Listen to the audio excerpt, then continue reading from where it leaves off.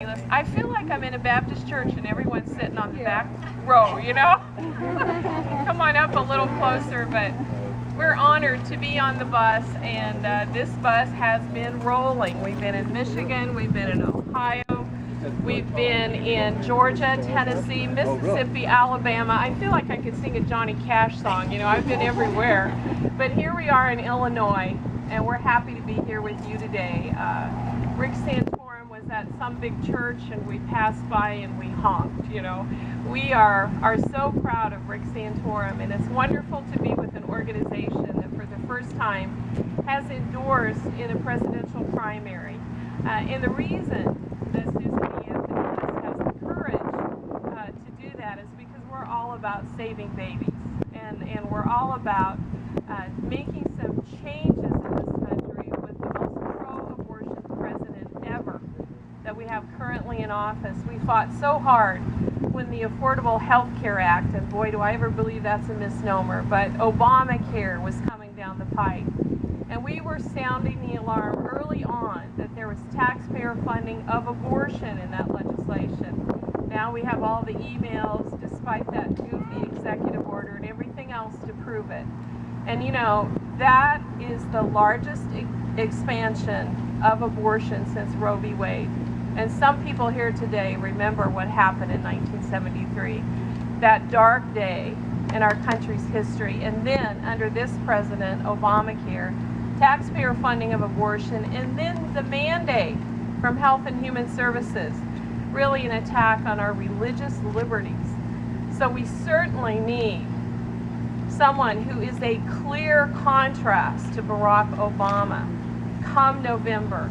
I was in the House of Representatives. I served in Congress from the 4th District in the state of Colorado. So I was in the House while Rick Santorum was in the Senate. And now, we would do good work in the House. There's some great pro-life people in the House of Representatives, and we could always count on Rick Santorum to pick up the work in the Senate and champion it. Partial birth abortion ban, speaking out courageously against that most gruesome thing. It's hideous to even look at the procedure, the diagrams. Working hard, standing up for moms and dads around this country who love their minor daughters and want to be involved in the decisions they make. And I'll never forget the time we had a hearing on conscience protection about a pharmacist that was approached by a woman who was demanding the morning after pill. And it was against his conscience, against his moral beliefs to fill that prescription. And you know, I heard firsthand what it's like when someone is told they can choose between violating their conscience or keeping their job. Rick Santorum stood up for medical providers, doctors and nurses and pharmacists in regard to conscience protection. Susan B. Anthony List did another courageous thing. We issued a presidential pro-life pledge. Now, I've been a candidate, you know, I had many elections. I can tell you what it's like when people give you the pledges and you read them and you know, swallow hard. Because when you put your name on that line, you are committing to something. And if you break your pledge, you know, you're going to get called out on it. But our presidential pledge wasn't just a simple statement like, are you pro-life? It said, will you work to defund Planned Parenthood? Will you nominate justices that won't legislate from the bench? Will you appoint cabinet members that are pro-life to the relevant positions? Will you work to advance fetal pain legislation? And when Rick Santorum signed his name, we knew that he made the commitment. And by the way, he was the very first one to sign the pledge. So we know his record. He signed the pledge. We're proud to endorse him, and we're happy to be on the Rick bus going to these states. Now, in Ohio, he came so very close, although he was outspent probably, what, 6-1 or more. Michigan, same thing. He was within 3 points. But I tell you, when he won in Alabama and he won in Mississippi, you know, gives it even some more oomph to this campaign. But what I love, I was there in Iowa, you know, at the very beginning, even the straw poll before the election. Rick Santorum was driving around Iowa in a pickup truck talking to 3 people at a time, 4 people. I love that humility. I love the underdog. I am so proud of the man who didn't have the resources, didn't have the organization, but he just stayed in there. And like you, I'm sure you've had the same experience. You talk to people and they say, well, Rick Santorum is really my favorite, but I don't think he can win. Okay, here we are.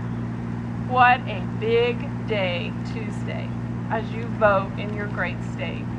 So we are hoping and praying for the best. I hope that you will encourage all your friends and your family. I ran for the school board many, many years ago, and I lost by 10 votes. And my husband had a huge family in the area. And so many of my family members said, well, I just knew you would win, so I didn't go vote, So I was busy that day. I tell you, get out and vote. Rick Santorum won Iowa by 8 votes. So just keep on the phones, keep talking to your family and your friends, and hopefully we'll have great news on Tuesday night. And what a good thing for your state to be so important in this race. So it's very exciting.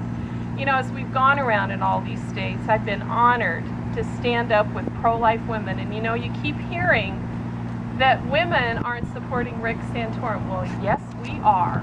Yes, we are. And we are happy to support Rick Santorum. We admire the way he relates to his family, his wife, and his precious little daughter, Bella. I mean, it touches our hearts. And who isn't looking for a hero? Someone who's genuine, someone who's authentic, and that is Rick Santorum. I've been able to stand up with pro-life activists in various communities, and I'll tell you, the bravest people I know are from Silent No More. Women who've had horrific experiences, but they have the courage to make themselves vulnerable and talk about their experiences and use it for good. It touches my heart, and there's another hero with me today, Jan Ruffner, and she's with Silent No More. Thank you for standing with us today. God bless you.